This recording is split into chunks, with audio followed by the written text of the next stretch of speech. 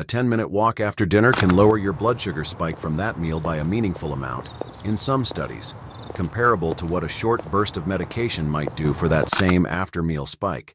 That's a striking finding for something that costs nothing and takes less time than washing the dishes.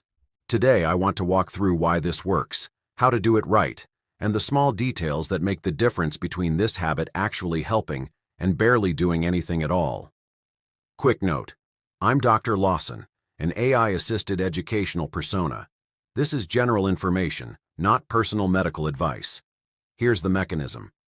When you eat, especially a meal with carbohydrates, your blood sugar rises as that food is digested and glucose enters your bloodstream. Muscle is one of the biggest users of that glucose. And when your muscles are actively working, even lightly, they pull glucose out of your blood more efficiently than when you're sitting still. A walk right after eating essentially gives your muscles a head start on using that incoming glucose.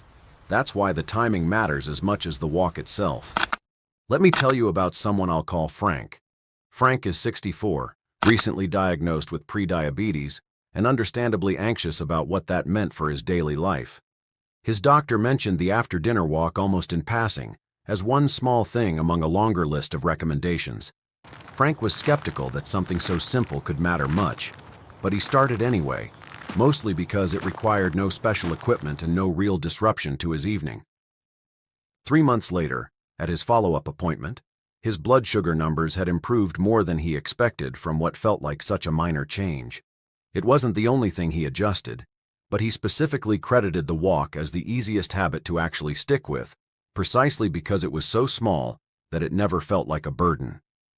Now here's where I want to get specific, because the details genuinely matter. Timing is important. The walk works best when started within about 30 minutes after finishing your meal. That's the window when your blood sugar is beginning its rise, so it's when a boost in muscle activity can do the most good. Waiting 2 or 3 hours can lose much of the benefit, since your blood sugar has often already peaked and started coming back down on its own by then. For duration, research on this specifically has generally used walks in the 10 to 15-minute range. And interestingly, the benefit doesn't necessarily keep scaling much beyond that for this particular after-meal effect. This isn't about doing a long workout. It's about doing a short, well-timed one.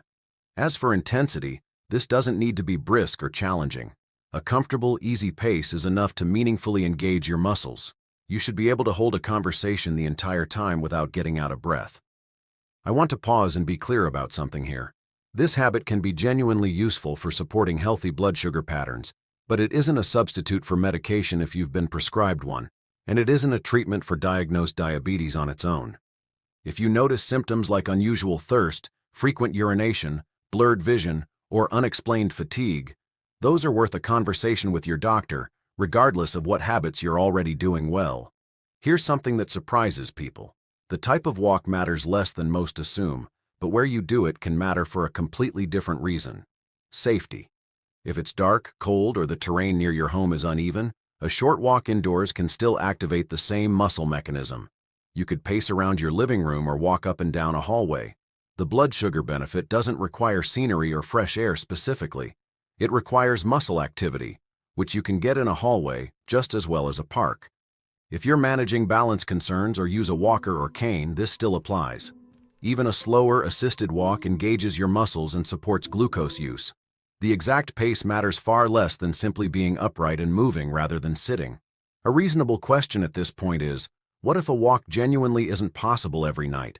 Maybe the weather is bad. Maybe you had a late dinner. Or maybe you're simply too tired. The good news is that the underlying mechanism isn't exclusive to walking. Any light muscle activity in that same window can help to some degree.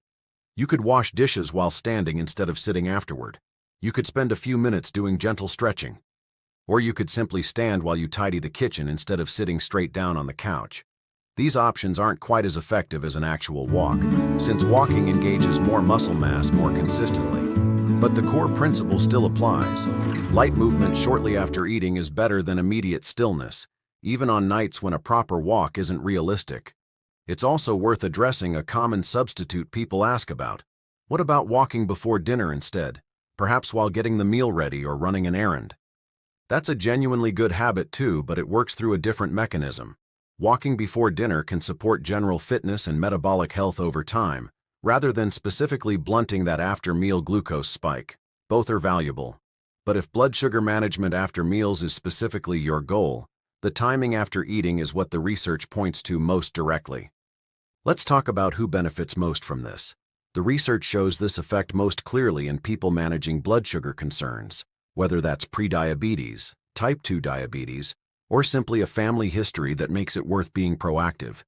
But even without any of those factors, a short walk after eating is a simple, low-risk habit that can support overall health and digestion. One more detail is worth mentioning. Consistency matters more than perfection. Doing this 3 or 4 nights a week reliably can matter more for your overall pattern than doing it every single night for 2 weeks and then abandoning it entirely.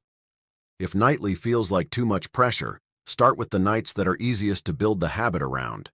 Maybe that's just after your largest meal of the day. Then let the habit grow naturally from there, rather than treating it as an all-or-nothing rule. Here's a practical way to start. Tonight after dinner, set a timer for 10 minutes and walk somewhere, anywhere, at an easy pace. Ideally, start within that first half hour after your last bite. Don't overthink the route or the pace. The goal isn't exercise in the traditional sense. It's simply asking your muscles to help out with the job your body is already doing. Tell me in the comments if you already do this, or if you're going to try it tonight for the first time. I'd love to know how many of you already make this a regular habit. A 10-minute walk after dinner is about as close to a free, simple health habit as you can get. No equipment, no gym, no major time commitment. And there is a genuine physiological reason why it can help. If this gave you something worth trying tonight, subscribe for more of these breakdowns, and I'll see you in the next one.